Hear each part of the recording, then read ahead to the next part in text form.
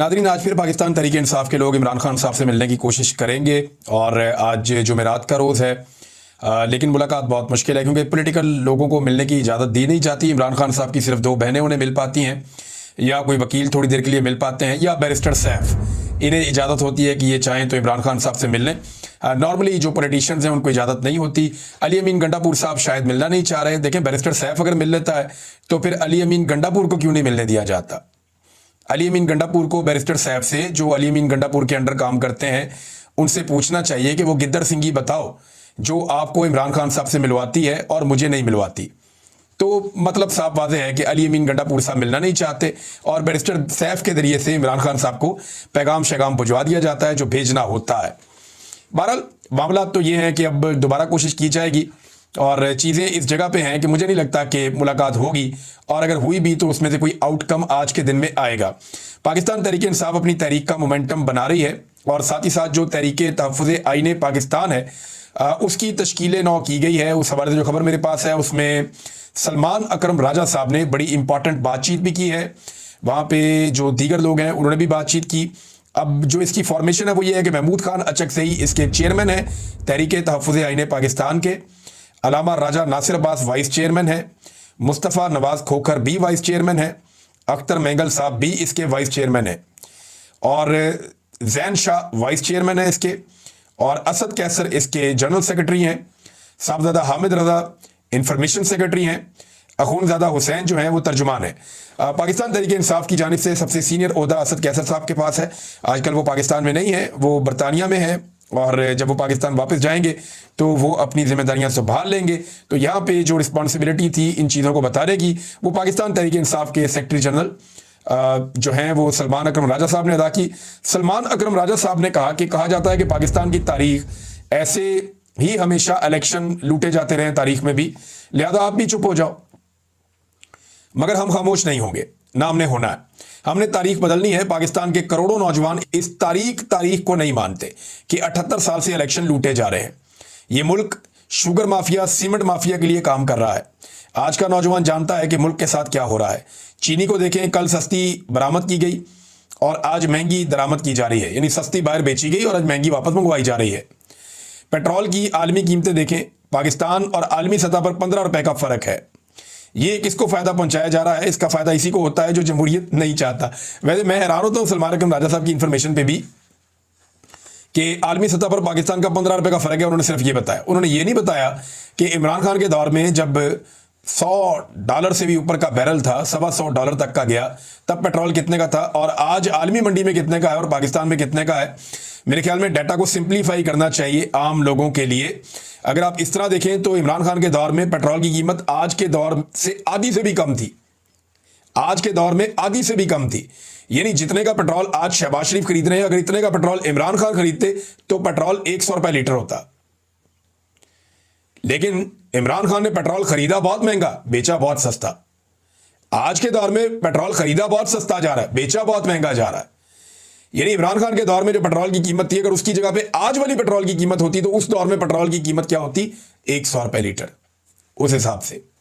लेकिन मेरे ख्याल में आम आदमी को समझाने के लिए ये एक सिंपल तरीका मैंने आपके सामने रख दिया नाजरीन। अब एक और चीज मैं आपके साथ शेयर करना चाहता हूं कि जो 9 मई के गवाह हैं वो भाग रहे हैं। 9 मई के गवाह भाग रहे हैं और वो कैसे भाग रहे हैं ये खबर आप देखिए। इससे पहले मैंने आपको बताया था कि वो पुलिस वाला जो मरकजी गवाह है इस सारे केस का, उसके बारे में पता चलता है कि वो उस दिन छुट्टी पर था और बाकायदा रोजनामचे के अंदर ये लिखा हुआ है एसएचओ की जानिब से कि ये आदि मुजरिम है छुट्टियां करने का, जब तक एसपी के सामने पेश नहीं हो जाता तब तक इसको ड्यूटी पे नहीं आने देना, इसकी माफी नहीं होनी। तो एक ऐसा पुलिस वाला जो आदि मुजरिम है छुट्टियां करने का, उसको आप दबाव डाल के कि तू तो मुअत्तल होने वाला, जो मर्जी काम उससे करवा ले, तो इन्होंने उसको ऐनी शाहिद बना दिया। अब गवाह आगे आगे भाग रहे हैं और जज पीछे पीछे। ये मैं एक खबर आपको दिखाता हूं, ये एक वारंट गिरफ्तारी है और ये काबिल जमानत नाकाबिल जमानत है। काबिल जमानत को छोड़ दिया, नाकाबिल जमानत पे गुड लगाया जज साहब ने और उन्होंने कहा जी नाकाबिल जमानत वारंट गिरफ्तारी है, तामील करवाए एसएचओ थाना सरवर रोड। और आगे जो गवाह है उनका नाम लिखा हुआ है और मंदरजा झेल गवाहान को गिरफ्तार करके मोरखा 7/17 को अदालत हाजा में पेश करें। यानी 17 जुलाई को अदालत में पेश करें और अदम तामील वारंट मुतल्लिका एसएचओ खुद पेश अदालत हों। यानी अगर वो तामील नहीं करवा सकता, वो पेश नहीं कर सकता गवाह को, तो फिर एसएचओ खुद पेश हो अदालत में आके। गवाह भाग गए 9 मई के, जो बच गए वो 2 नंबर निकले। 9 मई का तो सारा बयानिया दबरदूस हो गया। सिर्फ अदालतों में जज ही घसीटते फिरते हैं 9 मई को कि कुछ ना कुछ करके, जितना उन पर दबाव है बेचारों पे, जजों पे एस्टेब्लिशमेंट की जानिब से, वो बेचारे 9 मई को केसेस को पीट रहे हैं, लकीर पीटते जा रहे हैं, कभी घसीट के इधर ले जाते हैं, घसीट के उधर ले जाते हैं। जज भी बेचारे हाथ जोड़ के बैठे हुए हैं कि इन केसों के पल्ले कख नहीं, हमें बंदे छोड़ने पड़ेंगे, फॉर गॉड से एक अदलिया की थोड़ी सी इज्जत रहने दें। लेकिन आपको पता है पूरा निज़ाम कैसे चल रहा है, जैसे चल रहा है ऊपर से लेके नीचे तक आवे का आवा ही बिगड़ा हुआ है। और जजों के हालात क्या है, जरा ये आप देखिए, ये बड़ी इंटरेस्टिंग एक खबर है। ये देखें जजों के हालात क्या है। कोट लखपत जेल के अंदर ट्रायल हो रहा है, और ये शाकिर अवान साहब ने रिपोर्ट की, बड़े मजे की बात है। कोट लखपत जेल के अंदर ट्रायल हो रहा है, ट्रायल के दौरान बिजली चली जाती है, बिजली जाती है तो हबस हो जाता है। तो जज साहब बहुत गुस्से में आ जाते हैं और जज ने कहा कि जनरेटर लगाएं फौरी तौर पे, इतनी गर्मी है इस हबस के अंदर, कैसे हम ट्रायल करेंगे। जज ने इंतजामिया के ऊपर चढ़ाई कर दी, जनरेटर लगाओ, अदालत में बहुत गर्मी है। और ठीक 3 दिन पहले इसी अदालत के अंदर जो ट्रायल हो रहा था, तो यास्मीन राशिद ने और दीगर जो रहनुमा पाकिस्तान तहरीक इंसाफ के, उन्होंने इसी जज को तहरीरी दरखास्त दी थी कि कई घंटे लोड शेडिंग हो रही है हमारे सेल्स के अंदर। हालांकि जेलों के अंदर डबल बिजली के कनेक्शन होते हैं, जेलों में लोड शेडिंग नहीं होती, ये मैं जानता हूं अच्छी तरह। ये नवाज शरीफ भी अंदर रहे, जरदारी भी अंदर रहे, बाकी लोग भी रहे, उन्होंने कभी लोड शेडिंग की शिकायत नहीं की। ये पीटीआई वालों के ऊपर खास कर्म किया जाता है कि लोड शेडिंग भी कर देते हैं। उन्होंने कहा जेल ट्रायल के दौरान डॉक्टर यास्मीन राशिद समेत दीगर रहनुमाओं ने जज को तहरीरी दरखास्त दी थी कि कई घंटे लोड शेडिंग की जाती है, सांस लेने का मसला बन जाता है, हम बुजुर्ग लोग हैं, गर्मी के बायस बहुत परेशानी होती है। तो जज ने आज तक उस दरखास्त पर कोई अमल दरामद नहीं करवाया। और अपनी अदालत के अंदर थोड़ी सी लाइट चली गई तो उन्होंने कहा लगाओ जनरेटर, इतनी गर्मी में कैसे हम काम करेंगे। तो अदालत के अंदर तो ज्यादा दिन ये चल रहा है। ऐसी अदालतें कैसे इंसाफ देंगी जो सिर्फ अपने लिए सोचती हैं और आम आदमी के लिए नहीं सोचती। नाज़रीन, सज्जाद बरकी साहब के हवाले से, ये इमरान खान साहब के अजीज हैं और अमेरिका के अंदर मौजूद हैं, पाकिस्तान तहरीक इंसाफ के हवाले से काम भी करते हैं। और मोहम्मद ज़ुबैर साहब ने एक बड़ी खबर दी है, ये आजकल कनाडा में मौजूद हैं, इन पर भी पाकिस्तान में ज़मीन तंग की गई। तो ज़ुबैर अली खान साहब जो हैं ये इस वक्त कनाडा में है।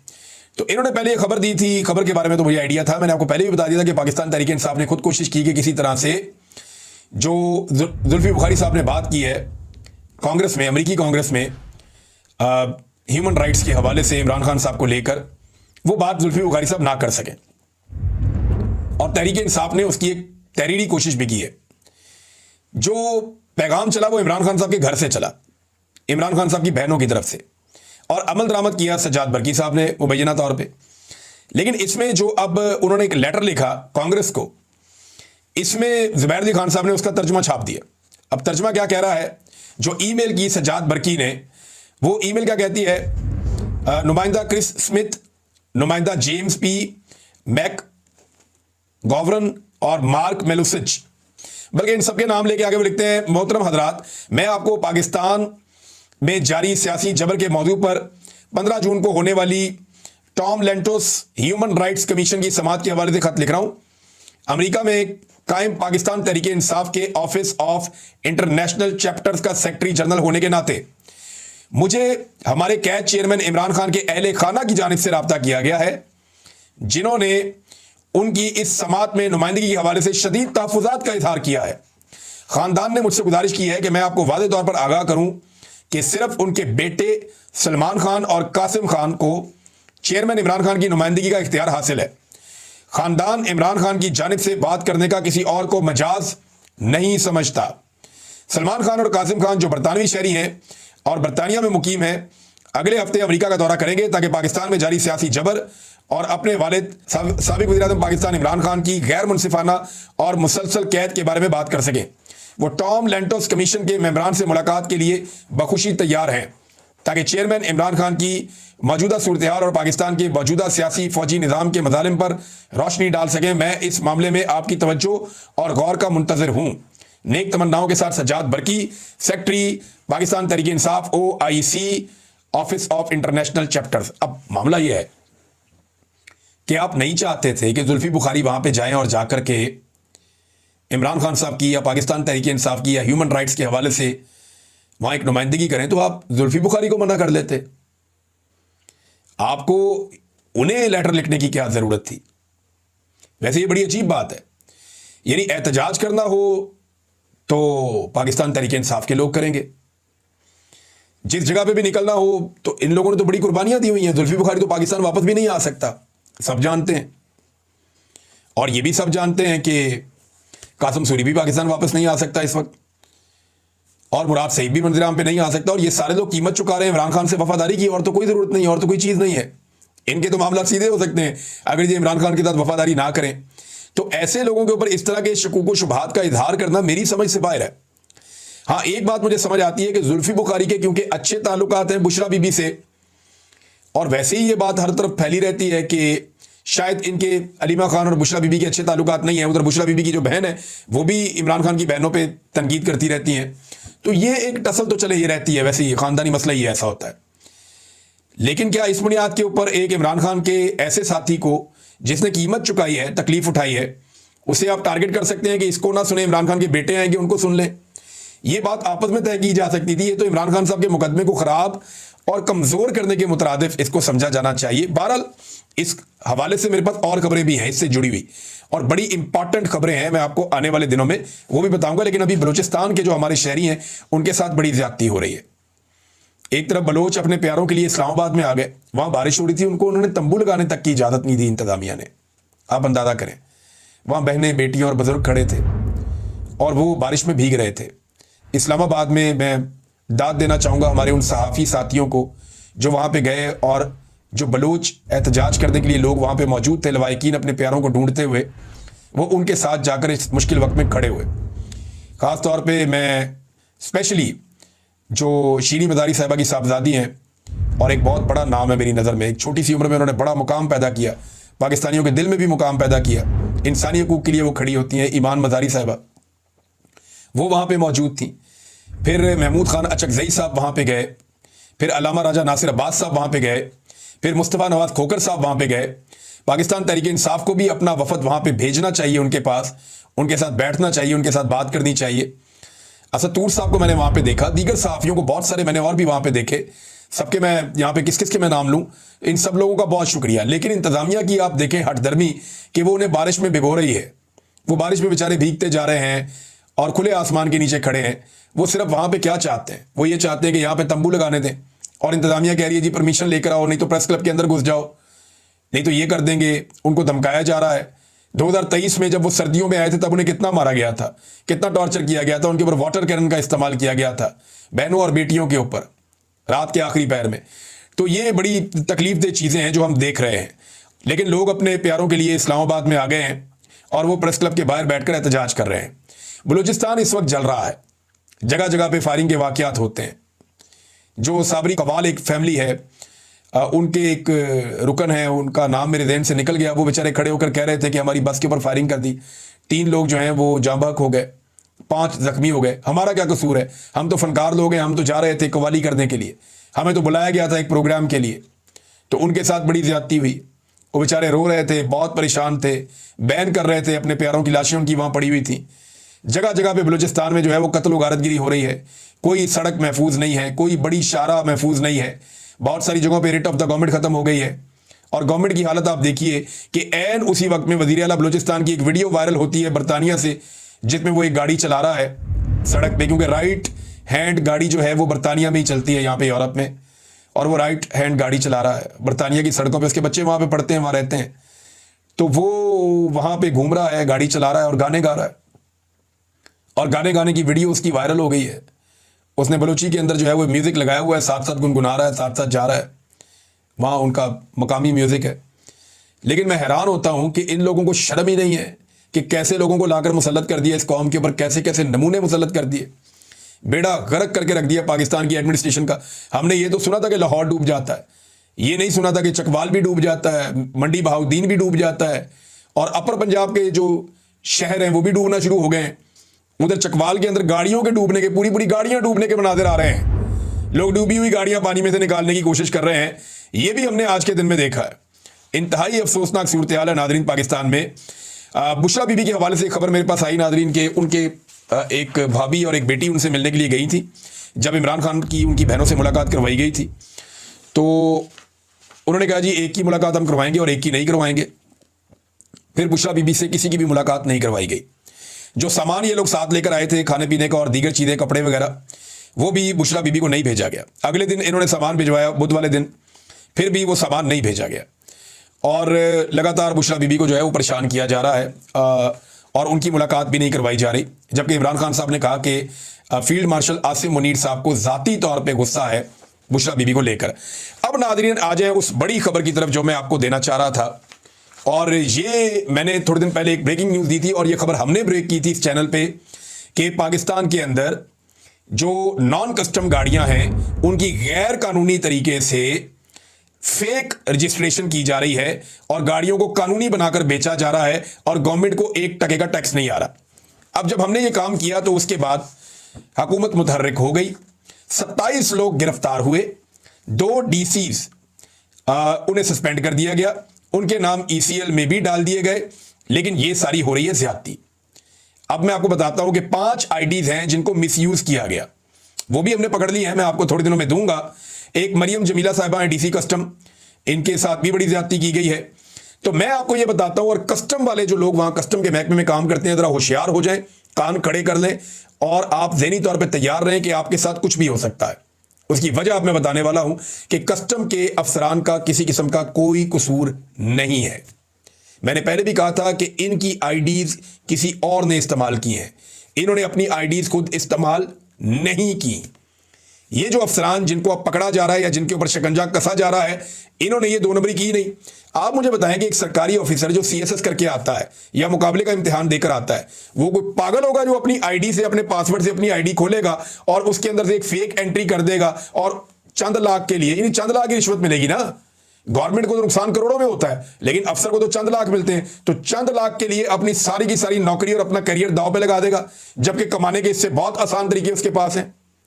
तो ऐसा सबूत कोई भी नहीं छोड़ता, यह सबूत कोई नहीं छोड़ता कि अपनी ID इस्तेमाल करते हुए उसके अंदर फेक एंट्रियां कर दे, ये कोई भी नहीं करता। ये फेक एंट्रियां कैसे हुई, ये है सबसे बड़ा सवाल, और इसका जवाब मैं आपको अब देने लगा हूं। ये जितनी भी IDs बनी हुई है ना, इनके पासवर्ड उन्हीं के पास होते हैं जिनकी अपनी ID होती है, लेकिन इस पासवर्ड के अंदर इनके अलावा कोई और भी जा सकता है, और वो जा सकता है डेटाबेस के अंदर जो सिस्टम में लोग बैठे हुए हैं वो जा सकते हैं, या जो डेटाबेस एडमिनिस्ट्रेटर है वो ये कर सकता है। और डेटाबेस कहां पे है, तो मैं आपको ये बताता हूं कि इस चोरी की वारदात के पीछे कस्टम के अंदर बैठे हुए लोगों से ज्यादा पाकिस्तान सिंगल विंडो में बैठे हुए लोगों का हाथ है।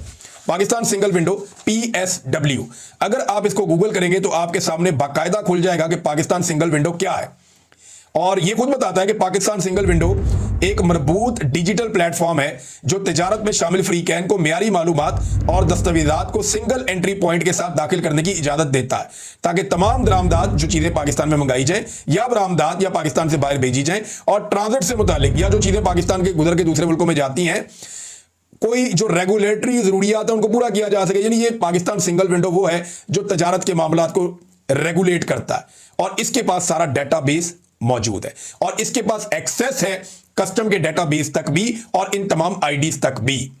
अब इन IDs को इस्तेमाल किसने किया, इसका पता कैसे चलेगा, तो मैं आपको बताता हूं 2 चीजें। एक चीज होती है जंप सर्वर और दूसरी चीज होती है एक्स फॉरवर्डर। ये 2 चीजें आपको इंफॉर्मेशन दे देती हैं। ये मैंने आपको जो 2 चीजें बताई ना, ये कंप्यूटर की लैंग्वेज है। जब आप इन 2 चीजों को देखते हैं तो आपको पता चल जाता है कि इस बंदे की ID किस बंदे ने इस्तेमाल की है। तो अब मैं आपको यह बताता हूं कि आज से चंद महीने पहले ये जो सिस्टम है इसके ऊपर से जंप सर्वर हटवा दिए गए थे, और डेटाबेस एडमिनिस्ट्रेटर जब कोई भी काम करता है तो वो उसकी एक्टिविटी को नोट करता है। ये जंप सर्वर, इसको हटवा दिया गया था और लॉग को भी रिकॉर्ड करता है। लिहाजा जंप सर्वर हटवा दिए गए थे आज से चंद माह पहले, ताकि पता ही ना चले कि कौन सा बाहर का बंदा इस सिस्टम में दाखिल हुआ है, नंबर 1। नंबर 2, एक्स फॉरवर्डर भी हटा दिए गए थे, एप्लीकेशन से रिमूव करवा दिया गया था एक्स फॉरवर्डर्स को, ताकि पब्लिक IP जो है सिस्टम के अंदर ना आए, पता ही ना चले कि किस जगह से किसने काम डाला है। अब सिर्फ ये चेक कर लें ये 2 चीजें किसने हटवाई थी, ये जंप सर्वर किसने हटवाए थे और एक्स फॉरवर्डर एप्लीकेशन से रिमूव किसने करवाए थे, ये पता करवा लें। मैं आपको कुछ नाम देता हूं, इन नामों को आप चेक करेंगे तो आपको सारा कुछ ही मिल जाएगा। इसके अंदर एक नाम है इमरान मोहम्मद का, ये कस्टम का सबसे लंबे अरसे तक, लंबे टन्योर तक रहने वाला डीजी है। इनके दौर में 4 बड़े स्कैंडल आ चुके हैं। इनको चेक करवा लें आप। ये डीजी कस्टम रिफॉर्म्स है, 21वां ग्रेड है इनका। इनको पूछे बिठाकर ये आपको सारी कहानी सुनाएंगे कि 2 नंबरी हुई क्या है और किसने की है और ये कहां पे रिस्पॉन्सिबल है। अच्छा, दूसरा बंदा है जी आफ्ताब हैदर। ये 18 लाख रुपए तनख्वाह लेते हैं। ये पाकिस्तान सिंगल विंडो के सीईओ हैं। और तीसरा बंदा है जनाब नवीद मेमन। इनकी जो तनख्वाह है, जो अलाउंस इनको मिलता है वो 7.5 लाख है। 19वें ग्रेड की तनख्वाह भी ये लेते हैं और टीएडीएस इन लोगों को अलग से मिलते हैं। अब ये जो बंदे हैं, इन 2 लोगों ने, आफ्ताब हैदर ने और नवीद मेमन ने मिलकर 12 लोगों की एक टीम भर्ती की है। और ये सारी टीम, ये आईटी से रिलेटेड टीम है। और इन लोगों के पास ये इख्तियार होता है कि ये घुस सकते हैं डिफरेंट आईडीज के अंदर। और यहीं से ये कार्रवाई मेरी इतला के मुताबिक हुई है। अगर किसी ने इंक्वायरी करनी है तो यहां जाके इंक्वायरी करें जहां मैंने आपको सारी इंफॉर्मेशन दे दी है। इसमें 2 लोग और हैं, उनको जरूर इन्वेस्टिगेट किया जाए, उनसे पूछा जाए, आपको बहुत कुछ मिलेगा। एक अरशद हुसैन साहब हैं जो हेड ऑफ ऑपरेशंस हैं और एक अजीम अफजल साहब हैं जो चीफ टेक्निकल ऑफिसर हैं इसी कंपनी में, PSW में, पाकिस्तान सिंगल विंडो में। तो ये जो लोग हैं, यहां पे कार्रवाई हुई है। मजीद क्या कार्रवाई हुई है वो मैं आपको आने वाले दिनों में बताने लगा हूं। और वो कार्रवाई इस कार्रवाई से भी ज्यादा बड़ी है। ये नहीं बचते अब। इनके बारे में इतने सबूत हैं मेरे पास, इतनी सारी चीजें हैं। मैं इन लोगों के बारे में कोई फैसला नहीं सुना रहा। इस पे मैं सिर्फ ये कह रहा हूं हुकूमत इस पे इन्वेस्टिगेट करे। अगर इसमें कुछ ना मिले ना तो फिर मैं जिम्मेदार हूंगा। इसको इन्वेस्टिगेट करें। जैसे मैंने पहले बताया था कि ये गाड़ियां पकड़ी जाएंगी, पकड़ी गई ना। मैंने कहा था सिस्टम का गैर कानूनी इस्तेमाल हुआ है ना, साबित हो रहा है ना। अब मैं आपको बता रहा हूं, आप इन लोगों की इन्वेस्टिगेशन करें। आपको चोर कस्टम में नहीं मिलेगा, पाकिस्तान सिंगल विंडो के अंदर आपको चोर मिलेगा इस सारे मामले का, जो मुझे समझ आ रही है अब तक। और अभी कुछ और चीजें भी मैं आपको बताता हूं। अभी इसमें 5 इंटरपास लोग हैं, इंटरपास, जिन्हें 2-2 लाख के ऊपर भर्ती किया हुआ है पाकिस्तान सिंगल विंडो में ऑपरेशंस के अंदर। और भी बहुत सारी चीजें हैं। कराची के अंदर जो सर्वर पड़ा हुआ है ना कस्टम्स का, उसे एक जगह से दूसरी जगह मुंतकिल करने का प्लान भी बना लिया गया है। पाकिस्तान में एक सुई से लेके एक जहाज तक भी आता है ना, उसका रिकॉर्ड उसके अंदर है। आप सोच नहीं सकते कि कितनी बड़ी कार्रवाई होने जा रही है। बस सिर्फ इसको भी यहां तक देखें, आहिस्ता आहिस्ता मैं बताऊंगा पाकिस्तान के सिस्टम को, पाकिस्तान के निजाम को। अगर आप वाकई चोरी पकड़ना चाहते हैं तो ये चोरी पकड़े, आपको बड़ा मजा आएगा। मैं एक एक करके चीजें आपके सामने रखूंगा।